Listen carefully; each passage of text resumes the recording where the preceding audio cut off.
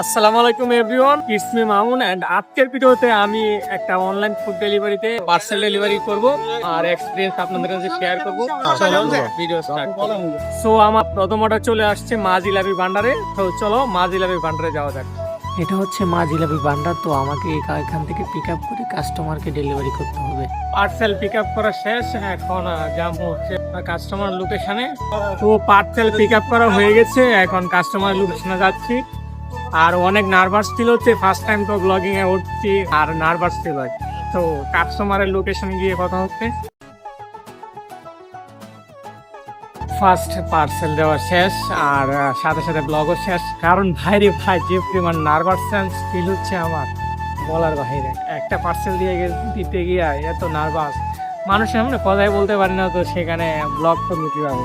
নেক্সটে ট্রাই করবো আরও লং ব্লগ দেওয়ার জন্য, কারণ আমি তো প্রফেশনাল না, এই জন্য আর কি মানুষের সামনে কথা বলতে পারি না।